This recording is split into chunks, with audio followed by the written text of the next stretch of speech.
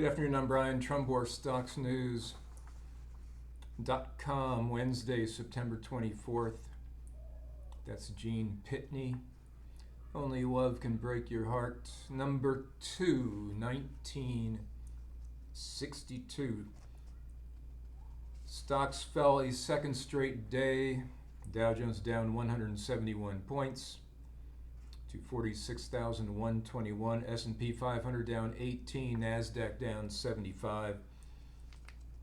Oil had its second straight strong day. West Texas Intermediate up to 64.83. It's been in a range between 62 and 64 for 8 weeks. U.S. inventories fell again today. That was one of the reasons for the strong day in crude. Gold had a down day, down $60 at 37.51. Bitcoin 113,470. 2-year Treasury at 3.60%, and the 10-year at 4.15%. I'm just watching CNBC and the action in Intel stock, which rose today as it seeks an investment from Apple as part of its comeback bid. That's per a Bloomberg report this afternoon. Sales of new U.S. single-family homes surged in August, but the boost from declining mortgage rates could be limited by a weakening labor market. New home sales shot up 20.5% month over month to a seasonally adjusted annualized rate of 800,000 units. The Commerce Department Census Bureau reported today that was substantially higher than expectations. New home sales make up about 14% of U.S. home sales.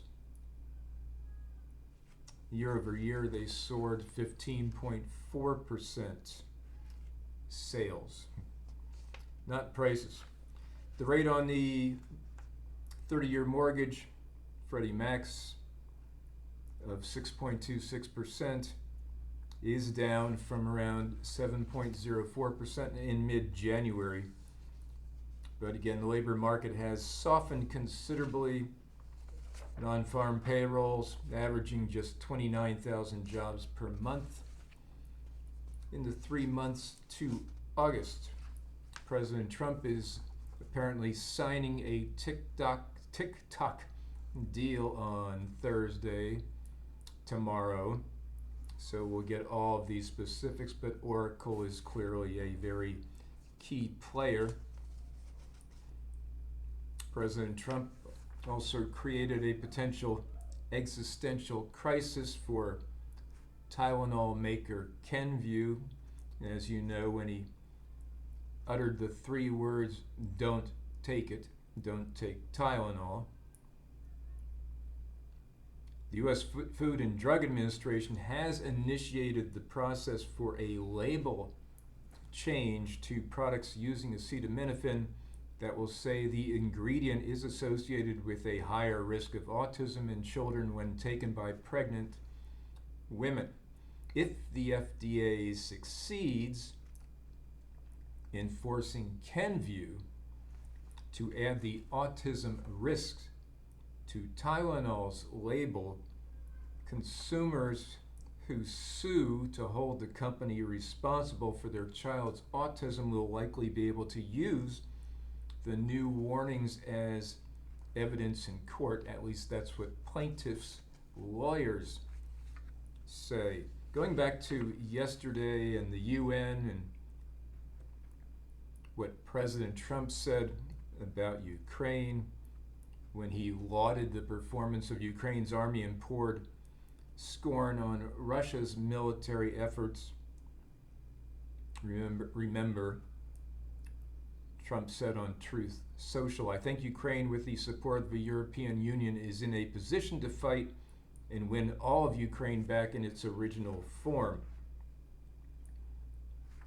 But Trump has spent recent days with U.S. officials who have long pushed for a stronger stance toward Ukraine as he prepared for his meeting with President Zelensky yesterday at the UN. They updated these officials, which included Ukraine envoy Keith Kellogg and new ambassador to the UN Mike Walls. They updated him on current battlefield conditions according to reporting from the Wall Street Journal, noting that Russia has made little progress in recent years. Officials said that Trump only made a rhetorical shift, however, not a policy shift. He is authorizing weapons sales to Ukraine, but restricting the use of American-made weapons to attack within sovereign Russian territory. Trump so far has proved unwilling to impose significant sanctions, as you know, on Russia, despite making threats to do so. New Hampshire Democratic Senator Jeanne Shaheen said, over a month after inviting Vladimir Putin to the United States with a red carpet welcome, President Trump has nothing to show for it, and Putin is actively testing NATO's resolve, referring to the incursions of NATO airspace over the likes of Poland, Romania, and Estonia. Chatham House, a think tank in the UK, said it's dawning on Trump the fact that Putin has been stringing him along. I think Trump is also looking for an off-ramp to maintain this image of being an effective peace broker by trying to shift the blame to Russia and the Europeans. Ukraine has been very successful in hitting Russian oil refineries, apparently 16 of 38 in the country. Today, Zelensky gave his speech to the UN General Assembly.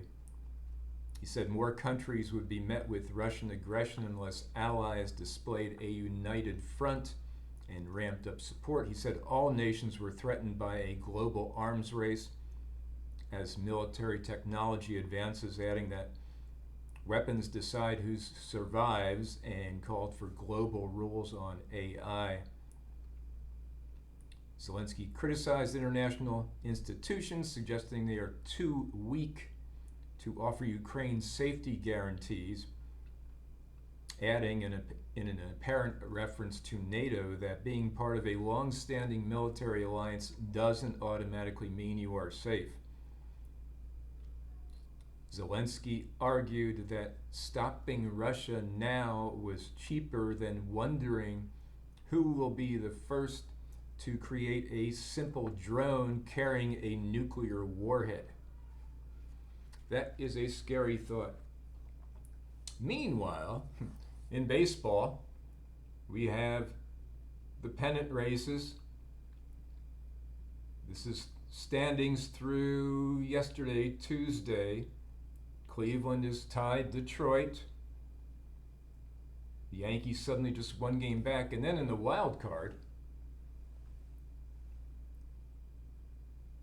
we have some terrific races there as my Mets barely hang on. A huge game for the Mets tonight, when Cincinnati, who's a game back, takes on the Reds. A great pitching matchup between the Pirates' Paul Skeens and the Reds' Hunter Green. That's all for tonight.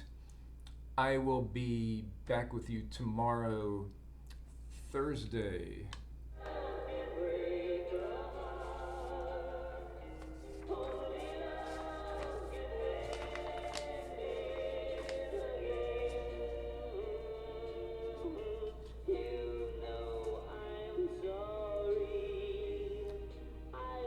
Good night.